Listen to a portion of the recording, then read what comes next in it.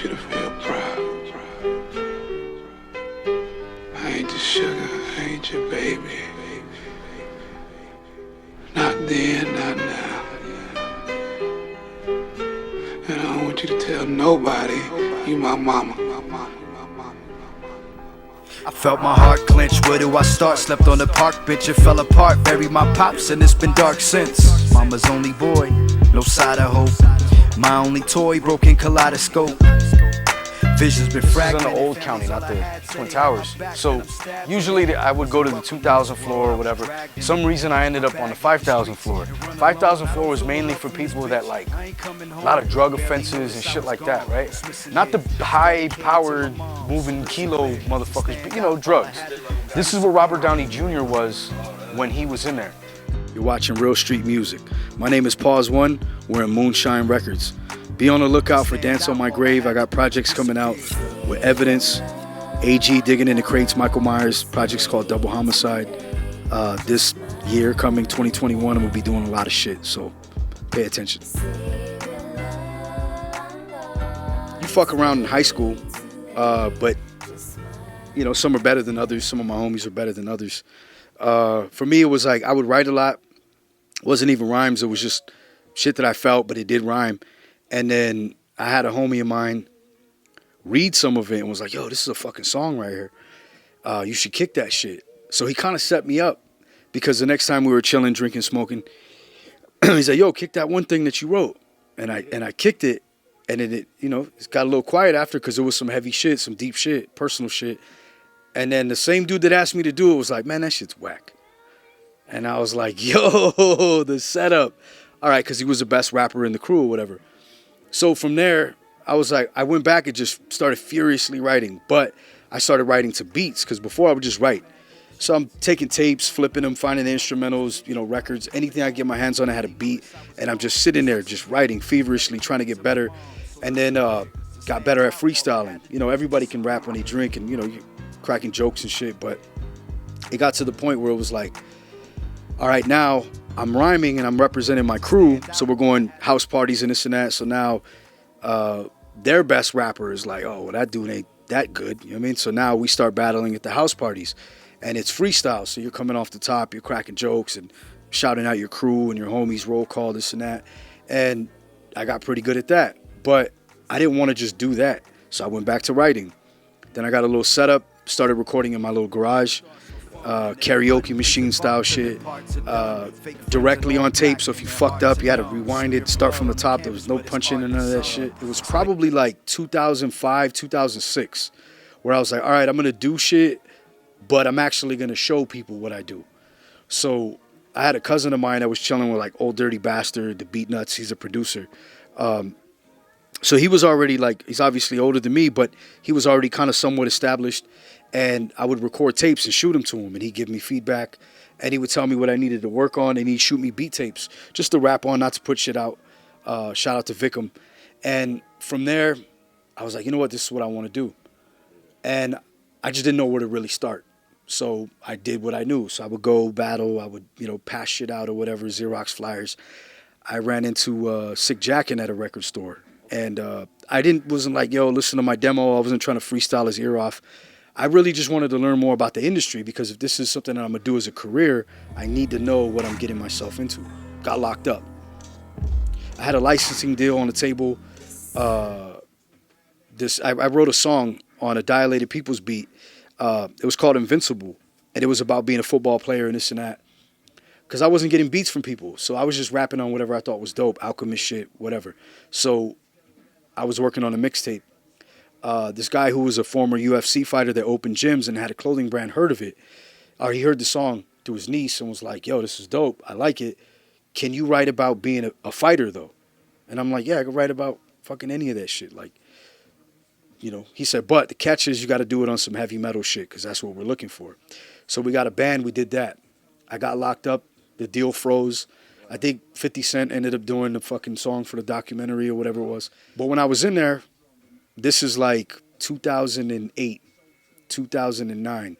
And I'm in there and I ran into, I'm looking out the, you know, little fucking window we got onto the yard. because our building wasn't out for yard. And I look out and I recognize somebody, and I'm like, yo, I fucking know this dude. That's fucking Razkaz. And I'm telling the homie, and he's a full-blown validated gang member, you know what I mean, all that. And he's like, who? You know, because they don't listen to underground hip-hop. And I'm like, he's one of Dr. Dre's favorite rappers. And he's like, which one? Which one? He looks out the window. I'm like, the little dude. And he's like, oh, shit, all right. Turns out one of the dudes from my old graffiti crew was on the same yard as me. And he went from hip-hop to gangbanging. So from there, he knew who Raz was, too. So we're on the yard. I'm like, yo, bro, I got to take a shot. I got to go talk to him. And there's literally a fucking yellow line painted on the floor. Shit like that. So I was like, you know what? I got to take the chance. And he's like, bro, I'm going to ride with you no matter what. And the other homie told me, yo, you're good. Just don't let it turn into anything else. Yeah. So I went, approached Raz, yo, bro, respect. I'm a fan, this and that. I do my thing, too. When we get a chance, we got nothing but time. I like to show you some shit. So next time I seen him, I kicked him a couple lines. Coincidentally, we ended up in the same building now. So then, we're there, and he's killing people at Domino's. And I started kind of picking his ear little by little. And I wanted to know more about the business end. It wasn't like, yo, how can you introduce me to Snoop? It was more like, yo, let's talk about points on an album, publishing, things like that. Like, what exactly does an A&R do? Again, I'm still being studious, trying to figure out the industry. And who better to learn from than him? Because, this dude was rhyming with Jay-Z and people like that when he was in his teens. So he schooled me a lot. And that was a blessing. But it's kind of weird that I had to go to prison, kind of go down that way to, run into somebody like that. So he's been like a bigger brother for a while now, put me up on a lot of games. So coming from that, getting out, put out a mixtape, and thankfully I haven't been back since then. So currently, I just been putting out a lot of shit. But this, so in the beginning, it was like the first rapper I heard that was like I actually tuned into was LL Cool J. Okay. And that's but he was consistent. So, but that was the first one where I was like, who is that? And then it was Melly Mel, The Message. And it's like, oh, this guy's saying some fucking shit that I know about. And you're a kid and you hear it and you recognize the shit he's talking about. And then from that, that's the early stuff when I was a kid. And then the Ice Cubes. So Ice Cube just being raw, Ice-T, people like that. And it wasn't until high school when it was like, I saw a CD and these dudes got fucking masks on and it looks like some fucking karate shit, some kung fu shit. And homegirl let me borrow it. And we would swap CDs and it was fucking Wu-Tang. And then Nas and then AZ and then fucking all these people. So I was still getting the West, the jail felonies and this, but I was still getting the East. So, and that kind of blended into what I do.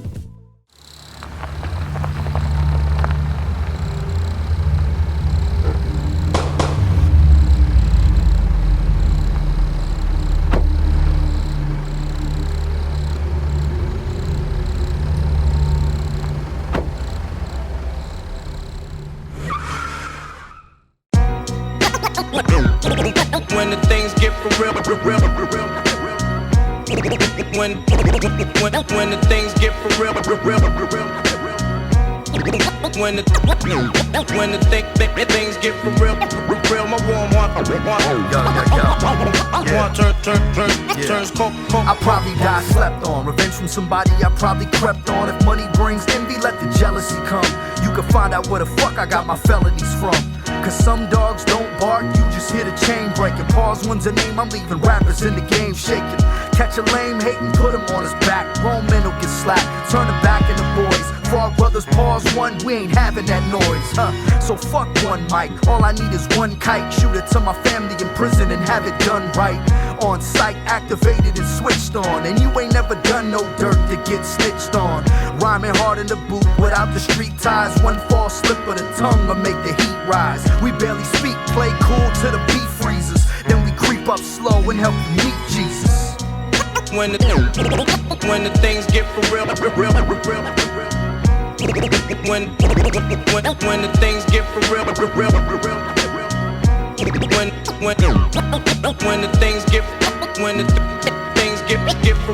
my one turns cold. Look, the Drug game, we played it, focus on getting paid. Even when I was rated, names were never stated. Afraid of them chains, these cowards shaking they fold. Some dogs like the shit where they sleep, breaking the code. Push-ups in the hole, no love on the commissary. Sideline and never played, save your commentary. No handouts, I hustle with a handoff. Quarterback and ran routes, you fumble in the standoff. Small dogs love the bark in the tanks. Claim they calling shots, running yards, sharpening shanks. From my position, I sit and listen, confirming the facts. Rats will never learn till bullets burning their backs. I could blow up with these raps, just put my mind into it. I keep on doing time and run with a crime syndicate. It ain't the chain or the platinum plaque, the real reason so my mama won't go back to crack. How real is that?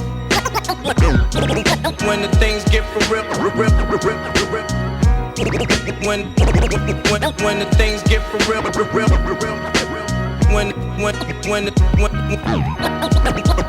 when the things get for real, my warm heart turns cold.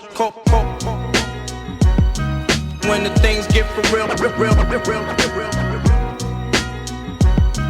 when the things get for real, when the things get for real, when the things get for real, my warm heart turns cold.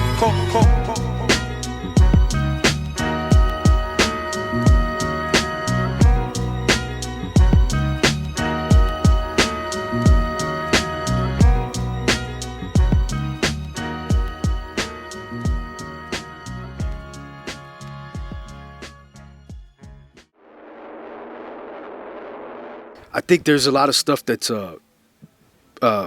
heavily produced. Like I did a session the other day, and we were recording, and the engineer's like, "Don't worry about it." He was telling the other guy, "Don't worry about it, I'll fix it." But it feels unnatural. Where it's like, "Yo, you're just gonna like chop, paste, move." It's kind of weird.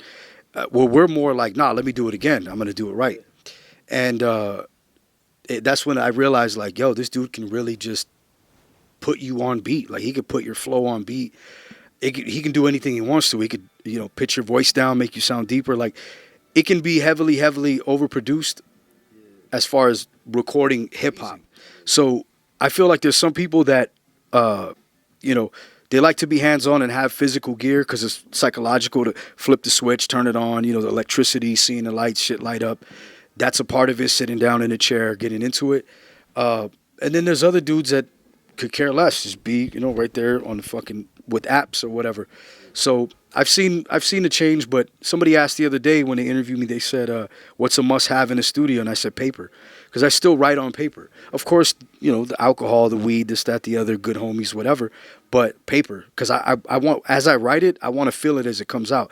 If I type it and I'm on my phone all fucking day, it don't feel the same.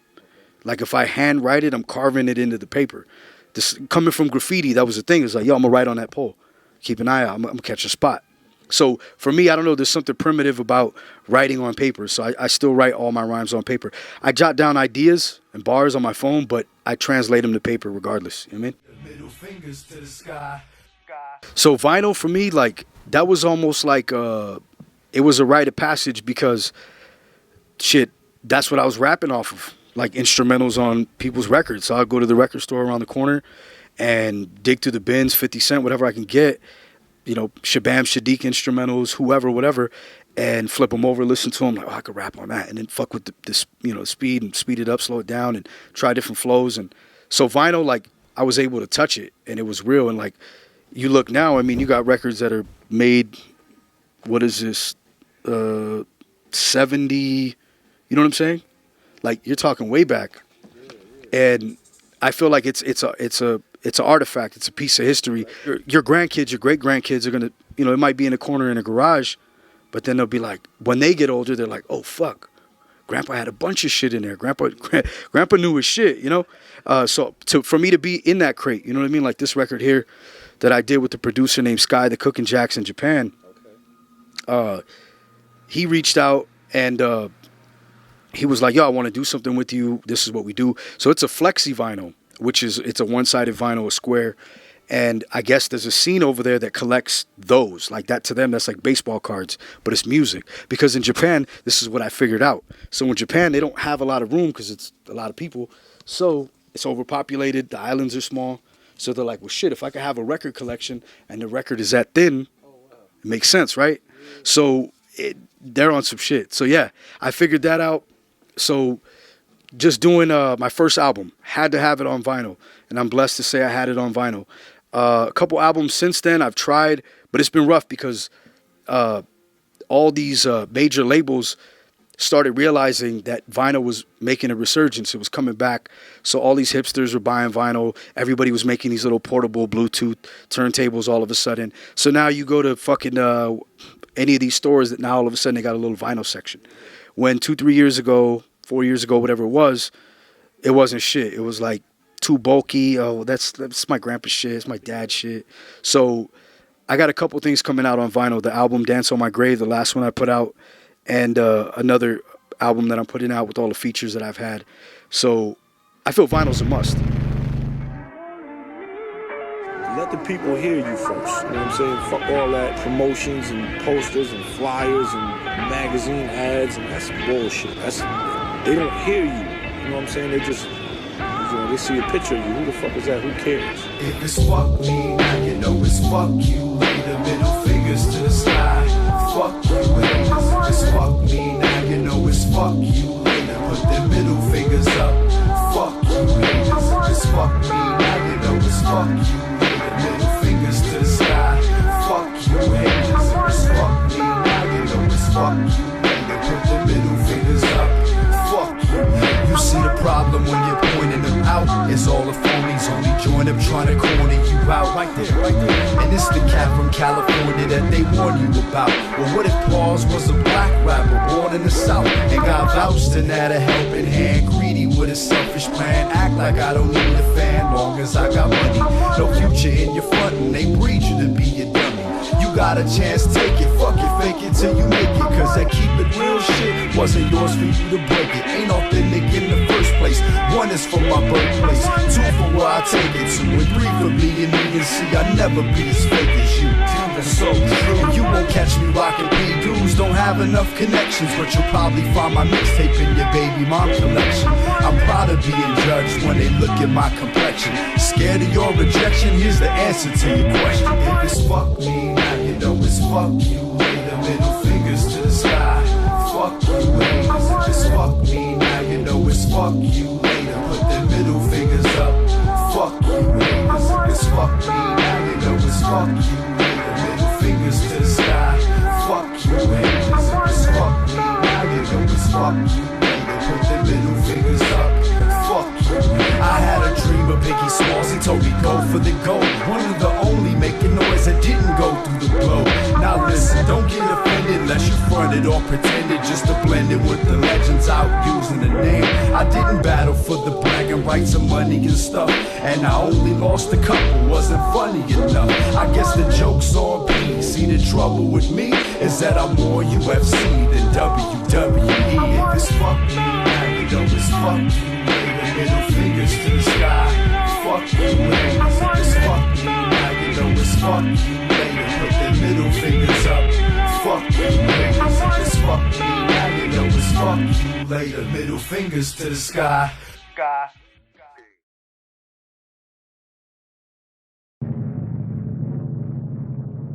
So I didn't realize the difference between a beat maker and a producer. I thought it was the same shit. But it turns out a beat maker just makes a beat. Here you go, fuck off, rap on it, and my job is done. And I sat down with 2 DJ producers, Default and Breeze. Breeze was on Divine Forces Radio here in LA, and they're interviewing Immortal Technique. They're doing like a lot of stuff like that. So they were throwing Elements. Breeze was a part of Elements. That's where Eminem battled Otherwise. There's a lot of historical shit. So he was one of the producers that worked on my first album. So I was blessed to have him and his experience in his ears. And then I had Default, young but very, very dope. You know what I mean? So these guys are like, yo, write to this, but it's not going to be like this when it's done. So me, I'm listening for the kick, the snare, the sample, when the singing comes in, when it comes out, the flutes or whatever, right? Because I'm trying to write around it, because that's what I'm used to doing or whatever, having an instrumental. They're like, no, we can move stuff around. And I'm like, okay. And they're like, look, don't rap with the same tone. You don't have to yell on this beat. This beat doesn't need you to yell on it. Just talk to people. And to be directed, it's like an actor. To have somebody, Scorsese and De Niro, like there's a working relationship there where they say, hey, look, they trust each other to do their thing, but also they have that respect where it's like, hey, I could step in and say, hey, I need a little bit more of this, a little less that, or try this. Give me one or two of these and then do whatever you want. And that's what I learned working on my first album. The writing process was, it was fun. There was one song I wrote in one shot. Another one that took fucking like 6 months to write.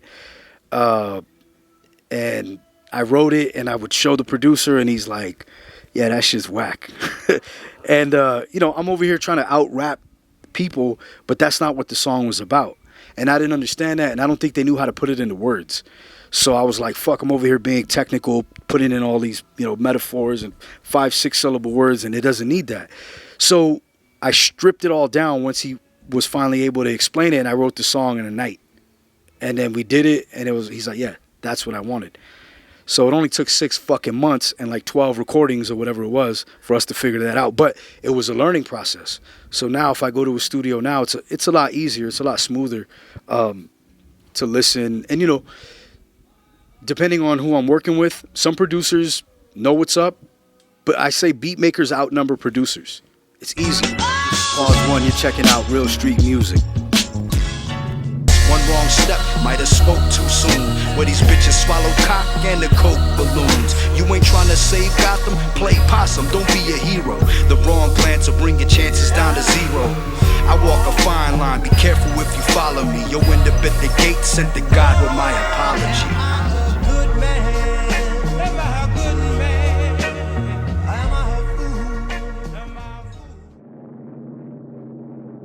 I just did a song with my boy Ominous Words.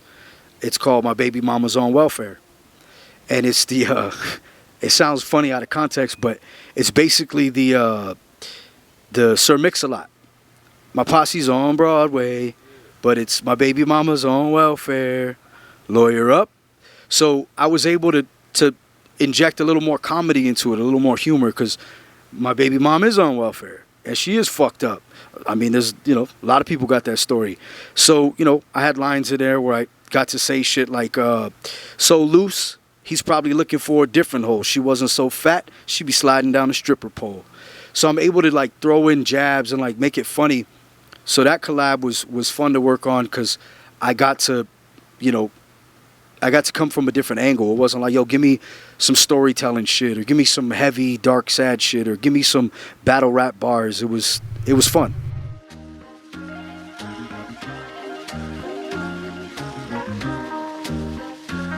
They tell you do what you love, that's why I love what I do. On stage, rocking crowds, enjoying my point of view. Humble cause I've been homeless, hungry cause I've been poor. Hustle to keep it going and sleeping on someone's floor. 1 foot inside the gutter, reach for so much more. Now I found my voice, ain't a damn thing hard to say. Mercy me, Marvin Gaye, Marley and the Wailers. Custom fitted flow, even sold like a tailor. Recognized by the jailers, refusing to fail. Went from sitting in the cell to getting checks in the mail. Stevie Wonder always helped with the hunger and kept my soul full. Music in the meds, turn it up, pack a bowl full, surprise me. Hearing his vocals over the Isleys, flow so smoothly, INC move me. The rap game's funny, never tell him it's fair. Show love, rock with me, put your L in the air. Come on, come on, come on. Straight from the heart, I represent hip-hop. Separate the real from the lie, let me tell you. Straight from the heart, I represent hip-hop. Separate the real from the lie, let me tell you. I've been tested in this game, I invested in. Got a name, still lame like the rest of them. Go getter, flow better than the best of them. Classic, like Tribe Called questioning. Classic, like KG Tretching them. Classic, like Ghostface Meffin' them. Raekwon Chefin' them. Wu-Tang, Glad I am like Saddam Hussein, No match when I snatch your new chain, Underground like Cash the 2 Train, Y'all locals and your vocals don't travel well. I've been all around the world like a carousel, and to top it all off like caramel. Man, I stay fly like a parasail. A natural catastrophe, we might cause one. With just the bass, it's the ace and PAWZ ONE. PAWZ ONE. Straight from the heart, I represent hip-hop.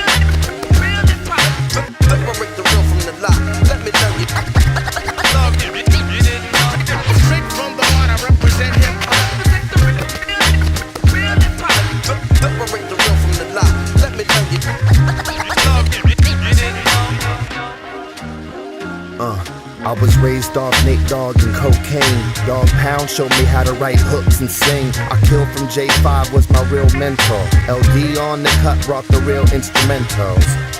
It was the birth of my career.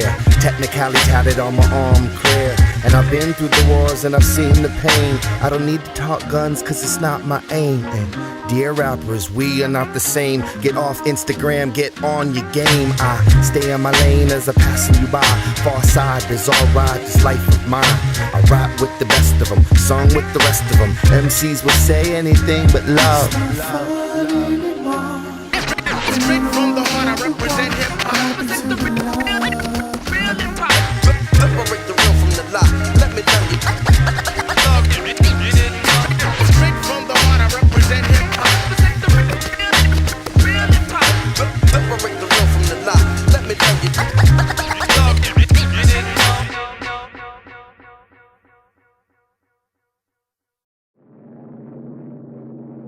Ever fuck? That's a good one. I would say, like full length, and that's weird because like I've done stuff that's like 5 or 6 songs. I've done stuff that's like 12, 14 songs. I'd say like 10 to 12 projects. I got a couple early group projects that I did when I first got out. Solo projects, I'd say about like 10. So I've been out 10 years, so maybe like a project a year or maybe a little more. Maybe there's some stuff that I'm missing. But yeah, about that. And you know, I made the transition from doing 16, 17 track albums to doing like 8 because the attention span is, you know, most of my audience, they got kids, they got a job, they got this, they got that, they got hustles. So, yo, if you could listen to my full project on your way in 30, 40 minutes, I prefer that. Because if I spend money and spend time and put all this effort into track 17 and you never fucking hear it, then what's the point of writing that shit? I'll save that for the next chapter. So I started off doing shit. The first show I ever did was down the street. It was Penny Lane. It was a little record store right here. And I was working with Israel Records. They had a crew that, you know, different MCs and producers and DJs. And they had a little open mic. And then just working with them. And then they put me on here. And I think that was like 2008, maybe 2007. And that was the first one. And, you know, it feels good. You do 2 or 3 songs. I think I rapped on a Ghostface instrumental because I didn't have no beats or whatever. And then from there, doing a festival in Europe where there's fucking thousands and thousands of people, like so many you can't see faces anymore. It's just, you know, it's crazy. And you know, doing stuff in, you know, like I said, Switzerland, Austria, Germany, Belgium, Spain, like being, you know, because the sound that I have, I say the people in other countries appreciate it a little bit more because it's not so fast paced. Living in LA, living on the West Coast, everything's fast. Everything is big. Everything is, you know, flashy. Everything. There's no time to really like sit and have a conversation with a motherfucker. Like, we're not really trying to hear all that. If you're not rapping about getting the bag and this and this and this and that, I'm not trying to hear it. And that's cool.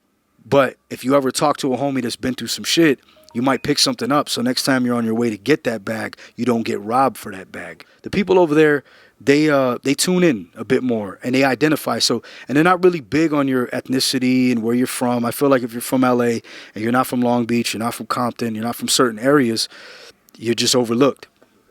So over there, they don't fucking care. They just hear you and they feel you and they book you and they come to the show. So I've had more luck doing stuff out there. The biggest festivals in LA, never been booked, not even once. Yeah, I had a whole mixtape. It was called Your Pad Is Showing, because a lot of dudes were acting like bitches at the time.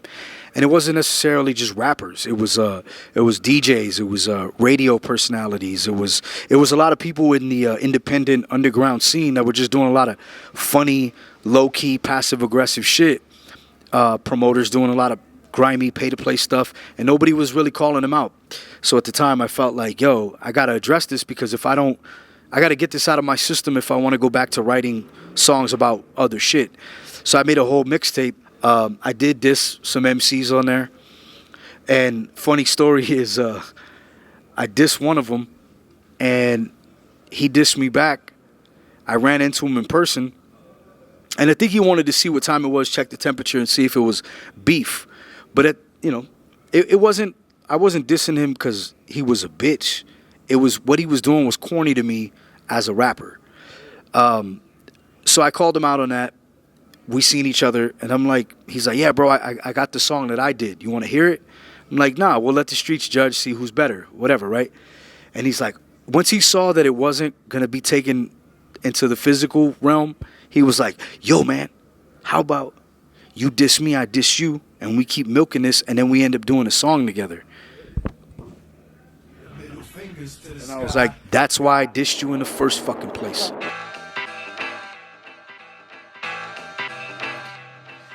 Landlord, what up? Suplex, PAWZ ONE, LA 360 and back, Europe, Japan, Hollywood, New York, Inglewood, every hood, fuck it. So why you rap for other rappers and asking them how to do this? I'm moving with sharpshooters, maneuvering like I'm clueless. We don't hide behind computers, we just stomp them in black boots. Bombing on them, leaving comments and act cute. Till your arms across your chest in a black suit. Took your chances trying to gain fame off the kid. Now who got the last laugh dancing on your coffin lid? Fuck the charts when your bar game's off the grid. They get upset and you're considered a threat. Spit it the ones who shitted on me, bitch, I didn't forget. Now there ain't no getting rid of me. The bigger I get, I hit Italy and Spain again. Fuck them in every language trying to keep me out the game. Now you have to see my name again. PAWZ ONE, pills out of Morpheus palms. You kids don't feel my shit, I have your orphanage bomb. It's like that. When they front, try to ruin your plans. You know it's like that. Trying to hate on you and your man. You know it's like that. I don't think that you understand. You know it's like that. So I'ma snatch the mic from your hands. You know it's like that. I got it him, now you never get the mic back. This is what we do on the track. You know it's like that. Trying to put the crew on the map. You know it's like that. Hands up, you in the back. You know it's like that. You know. Brick by brick, layer by layer, reppin' LA around the way with the players and naysayers are hoping to see me slay. That's the reason for the players, but hey, haven't flinched for you amateurs yet. Go ahead, turn on your cameras, I'ma damage your rep. Put the battle up on YouTube and a cassette. Drop a classic on your new dudes, demanding respect. Crush a universe within the verse, you write it in your pen and verse. I'm writing with a sinner's curse, colder than the winter's worst. Sipping beer, shifting gears in our inner first. These are NASCAR bars, heart racing on the track. In fact, every day here is action packed. I see you moving super slow, wifing up these groupie hoes stupid. She got a rep on the scene. Look, I ain't trying to take your queen, I'm only focused on the checkmate. Tell your bitch to keep her neck straight. When they front, try to ruin your plans. You know it's like that. Trying to hate on you and your man. You know it's like that. I don't think that you understand. You know it's like that. So I'ma snatch the mic from your hands. You know it's like that. I got it him, now you never get the mic back. This is what we do on the track. You know it's like that. Trying to put the crew on the map. You know it's like that. Hands up, you in the back.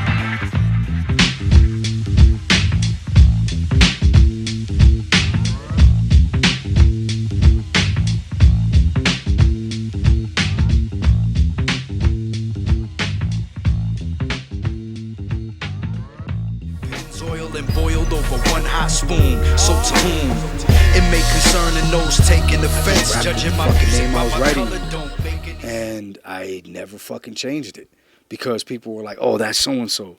So I started to go from, doing, getting up to rhyming, and that's what they knew me as. So by that time, I was like, "Fuck, it's kind of late." Like I already got somewhat of a little buzz or whatever. So I just stuck with it, never really changed it. I thought about changing it a couple times. But yeah, it's got the roots in graffiti. And then, because the one at the end, like I was running with a crew, and then after a while I was like, nah, I'm good. Because everybody, started getting high and doing stupid shit. And I'm like, yo, I'm trying to kill shit and get up, and you know what I mean? So I did my own thing, but the name just stuck. Fuck it. You know how they say, like, well, it's not a super popular saying, but, give them their flowers while they're alive. Basically show love while people are alive, because we wait till somebody's dead to be like, oh, he was this or she was that, and like they meant this, and they, their impact on me. And a lot of people like to make it about them as opposed to who that person was. So while somebody's alive, show them appreciation. And I figured I'm not, people aren't going to give me my flowers till I'm gone. A majority of them. So I was like, the people that don't basically wait till you die to dance on your grave for attention, right? They wait till you're dead to show up at your mural, take a picture, and crocodile tears and pour out a beer and take selfies. They're just there to dance on your grave, basically. So I figured, well, I'm still here. Let me beat you to the punch. Because I know a lot of you probably won't even hear Dance on My Grave till I'm in my grave. There's a lot of people that probably won't hear it till then. And that's fine, because I figured that. That's why I wrote it. That's why I named it what it is. But what's weird about the timing was I had some homies overdose. I had some homies commit suicide. I had, a lot of like crazy shit happen in that window. So it was a lot of death at the same time. And it did expose a lot of people. Their true colors came out, where you saw like people wanted to do certain things but have their name all over it, because it was more about them than making sure the homie's family was taken care of. Things like that. As I'm writing these songs, it turned the songs into what they became. So it's kind of weird. And if I wasn't able to do that, I probably wouldn't be rapping right now. Like, because it was a lot of the stuff that I got hit with was, I seen dudes quit rap over way less. A bad breakup, you know what I'm saying? A single didn't do what they wanted, whatever the fuck. But I'm like, yo, I've been to prison, I've been homeless, whatever. Poor me. But like, yo, my homies are dying. I got family shit. I'm fighting for custody of my kid. And like, but I still got to rap. You just look it up, PAWZ ONE, Dance on My Grave. And it's got production from Spaceboy Boogie X, who's done stuff with Conway. It's got Domingo, who's done stuff for Eminem and Big Pun.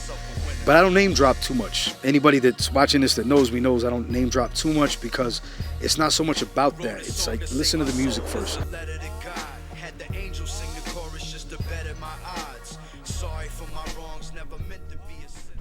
My style is different from anybody else's style. I don't know whether you noticed that or not, but there's so many fantastic. Right. Yo.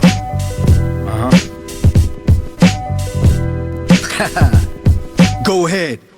Poke holes in my persona, like I didn't grow up with the drug addict drama. Kids around town playing bound by honor. Your honor, I was just raised by the pariahs. We don't comply or wear wires. Trust me, turning these bricks to empires. Don't question my allegiance to the Mayan region. I am leaving a lasting impression. Quit asking your questions. Yes, you'll get smashed in the session. That ain't the focus now. Look at how I broke it down.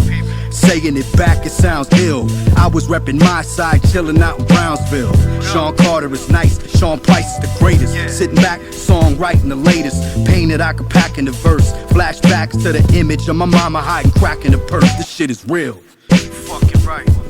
I gave you my love. I gave you my love. I gave you my love. I gave you my love. Some people age badly. Taking their place, I do it gladly. They had me searching my soul like Charles Bradley. Life moves too fast, sometimes I'm out of step with it. Had a 12 gauge, ate with it, slept with it. Cops crept, almost found everything I kept with it. Kept quiet, it's something of a test. You really want revenge? Give them nothing but the best. So for the record, I wish them nothing but success. But unless they plan on killing these rats, I won't rest. Shed blood, they consider me street. Shed tears, they consider me weak. No love from my city and it's hitting me deep. You kidding? They play my shit out in Italy cheap. They sell a couple tickets, let them sit in my seat. So if I gotta die to hang my picture on your wall, don't hang my picture up at all. Fuck you. Gave you my love. I gave you my love. I gave you my love. I gave you my love.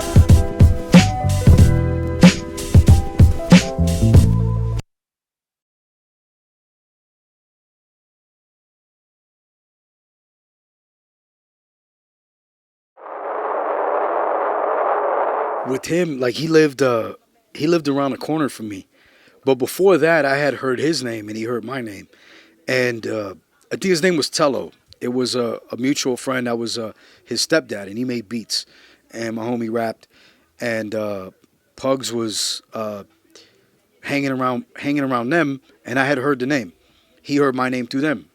We ran into each other one time, and he's like, yeah, I know who you are. I know of you. Vice versa.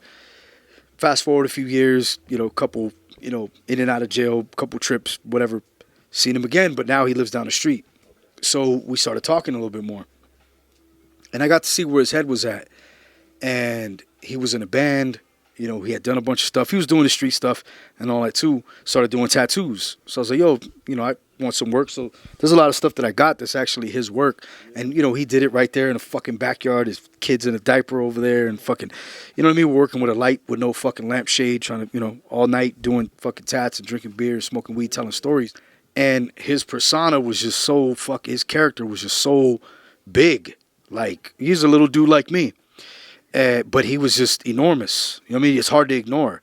The kind of guy that walks in the room and, like, you know, immediately you're like, who the fuck is that?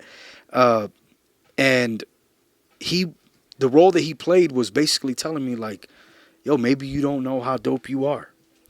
And kind of giving me that early confidence to be like, all right, well, fuck, yeah, I am that dope. You know what I'm saying? If it wasn't for that, that was very pivotal. Like, if it wasn't for that, I probably wouldn't be where I am now.